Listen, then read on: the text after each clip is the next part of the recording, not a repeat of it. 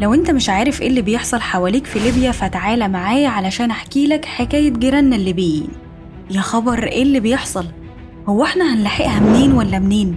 ده احنا لسه بنحاول نهدي الدنيا مع اخواتنا والعالم، والدنيا والعة وحروب حوالينا، وما بقتش الحروب دي بس مقتصرة على فلسطين واللي ما يتسموا، ولا كمان وقفت عند روسيا وأوكرانيا. لا دي امتدت كمان وكمان، والدنيا ولعت بين الهند وباكستان، وإيش الصين على أمريكا، ده حتى كمان السودان اعتبرت إن الإمارات عدو رسمي ليها. ولحد هنا هنقول ماشي، دي مشاكل بين بلاد وبعضها، بس وإحنا نايمين بيت جيراننا الليبيين قام على بعض. وطبعا انتوا عارفين إن الليبيين على الحدود معانا، مش بقولك جيران، يعني وارد جدا النار تطولنا في أي وقت. طب إيه اللي حصل بالظبط؟ خلينا نشوف.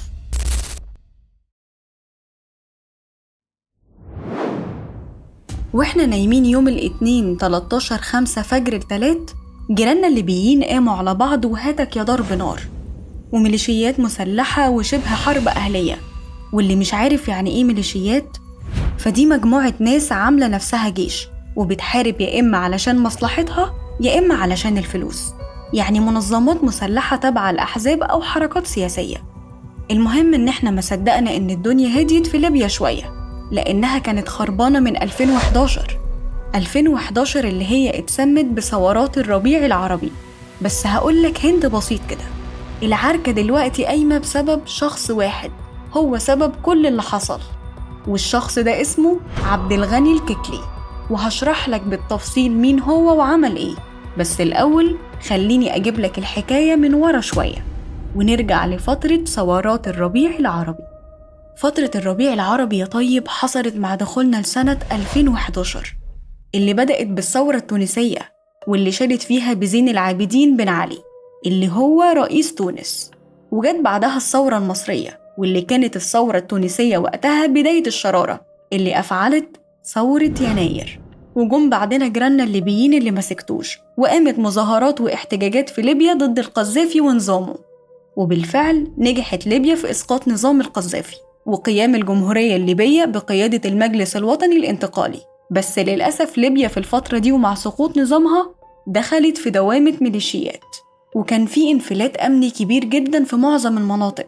ده غير إن كان في تصارع وتنافس كبير على السلطة وتكوين جيش وحكومة، وكل واحد بقى كان ماسك سلاح وعايز يكون لنفسه جيش ويسيطر. وبالفعل ناس كتير عملوا كده، وكان اللي جيشه أقوى وأكبر هو اللي كان بيكسب. وواحد من ضمن الناس دي كان اسمه عبد الغني الككلي، حديث قصتنا النهاردة. وخليني الأول أعرفك مين هو عبد الغني الككلي. عبد الغني الككلي المشهور بغنيوة هو أصلاً من مواليد بني غازي، وليست العاصمة طرابلس اللي سيطر عليها وفرض فيها نفوذه. عبد الغني كان في الأصل بيشتغل في مخبز العيلة، وبعدها اشتغل في تجارة الممنوعات في وقت مبكر. وقبل الثورة اتهم بتورطه في قضايا جنائية، وفعلاً تم تنفيذ أحكام بالسجن عليه. وبعد الثورة الليبية تحديداً عبد الغني بقى من أحد أعمدة النظام الليبي. وخلينا نكمل كلامنا ونشوف ده حصل إزاي. بعد ثورة ليبيا وأثناء تكوين الميليشيات المسلحة، قدر غنيوة يجمع 2000 مسلح تحت أمره وبرهن إشارته. وفي الوقت ده كان اللي بيسيطر قانون القوة، والقوي بيمشي كلمته على الضعيف. فقدر غنيوة إن هو يحكم ويستولى على العاصمة طرابلس، وكمان بنى فيها سجن خاص بيه، وقدر يتحكم في كل كبيرة وصغيرة في المنطقة. وبعدها بفترة حكومة الوفاء الوطني في ليبيا قررت إنها تستعين بيه، وتعينه رسمي علشان تنظيم الأمور، وسمى جهازه جهاز دعم الاستقرار. وده جهاز أمني شكله رسمي، ولكن سلوكه على الأرض أقرب للميليشيات المسلحة.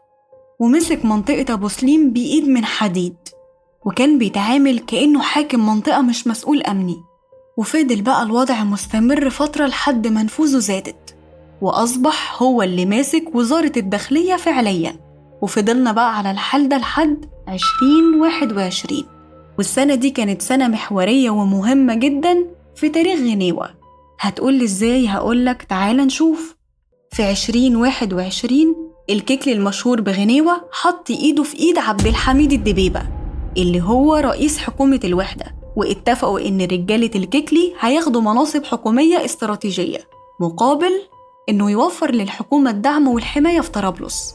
وفعلا الكيكلي كان ذكي جدا ووافق على الاتفاق، وبدأ يحط رجالته في أهم مناصب الدولة علشان يخليهم يقدروا يسيطروا على مفاصل الدولة زي الأمن الداخلي والهجرة وكمان تحويلات البنوك وشركات الكهرباء. وطبعا مش هنقدر نسيب البترول وعقود النفط، ده حتى الذهب الأسود، يعني بالبلدي كده البلد تقريبا بقت في جيبه، ومفاصلها بيقدر يحركها زي العروسة الماريونات. بس برغم كل اللي وصله وكل نفوذه ما كانوش للأسف مكفين غنيوة، وطمع في أكتر من كده. وكلنا عارفين من زمان إن الطمع يقل ما جمع، وده بالظبط اللي حصل. في الفترة الأخيرة الكيكلي بدأ يطلب مناصب أكتر وأكبر لرجالته المؤيدين ليه، بس الدبيبة وقتها بدأ يرفض طلباته وحاول إن هو يحجم نفوذه، وطبعا ده ما عجبش الكيكلي. فالكيكلي قرر إن هو هيرد عليه بس بطريقته، وفعلا قرر غنيوة إن هو يقتحم وقتها مقر شركة الاتصالات، لا وكمان يعتقل رئيس مجلس إدارتها وبعض المسؤولين. ده غير إن هو بعت رسالة صريحة كأنه بيقول أنا الدولة. ومن ضمن الناس اللي خطفهم الكيكلي كان واحد اسمه صلاح ناجح، وده كان رئيس مجلس الإدارة، وواحد تاني من أعضاء مجلس الإدارة كان اسمه يوسف أبو زويدة، وده بقى كان العمل الأسود للكيكلي، لأن يوسف أبو زويدة ده من مصراتة، ولأن زي ما قلنا قبل كده إن ليبيا كلها ميليشيات مسلحة، فمصراتة عندها قوات أقوى من اللي في طرابلس وأقوى كمان من جيش الكيكلي. فهم وقتها أخدوا الموضوع على صدرهم قوي، وإن إزاي واحد من عندهم يتخطف من ناس أقل منهم، واعتبروا اللي حصل ده إهانة لازم يترد عليها علشان يرفعوا راسهم واسمهم تاني. وعلشان كده قررت قيادات مصراتة بدء الزحف نحو طرابلس، وده علشان يقبضوا على اللي عمل اقتحام ويرجعوا كمان رجالتهم من تاني، ويعلموا الكيكلي درس ويعرفوهم ما مين وحجمهم ايه. يعني الكيكلي بغلطة واحدة عملها حول حياته الجحيم، ومش بس حياته، ده حول ليبيا كلها لنار مشتعلة بعد ما صدقنا إنها هديت من فترة، لأن قيادات مصراتة قررت إنها تبدأ الزحف لطرابلس، بس الموضوع كبر لدرجة إنه تحول لحشد عسكري ضخم. بس علشان الموضوع ما يكبرش أكتر من كده بدأ يحصل اتصالات من الطرفين في مصراتة وطرابلس، وده علشان يحاولوا إن هم يحلوا الموضوع من غير أي اشتباكات.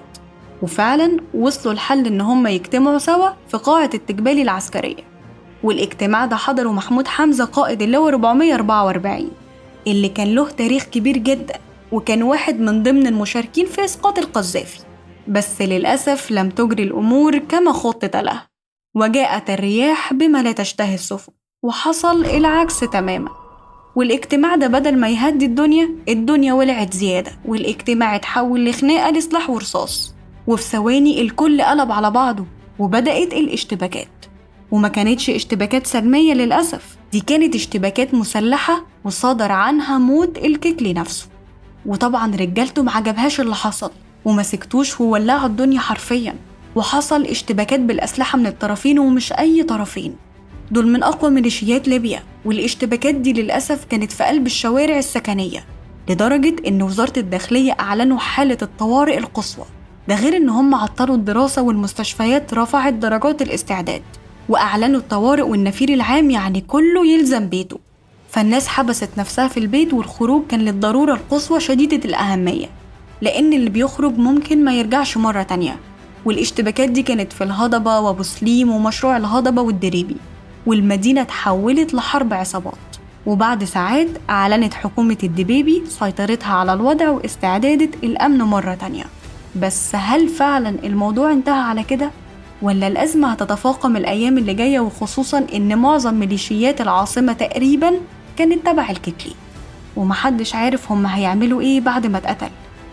بس خليني أقولك يا طيب إن اللي حصل ده بيخلينا نسأل نفسنا سؤال مهم: إزاي الحكومة اعتبرت إن العملية نجحت وهي بتتخلص من مسؤول تابع ليها؟ وهل ده معناه إن الدبيبة قرر يقطع لسان الميليشيات حتى لو كانوا بيشتغلوا معاه؟ ولا دي بداية للإنقلاب على حلفائه؟ طب فين الشرق وحفتر والبرلمان؟ ويا ترى هما بيعملوا إيه دلوقتي؟ خصوصا إن هما واقفين بيتفرجوا، ومش أي فرجة، دول قاعدين يعدوا الفرص، والبرلمان بيقولك شايفين حكومة الميليشيات بتخلص على بعض وبتقتل نفسها إزاي، وحفتر ساكت بس عينه على طرابلس، وكل اشتباك بيحصل هناك بيقوي حجته إن هو البديل المستقر.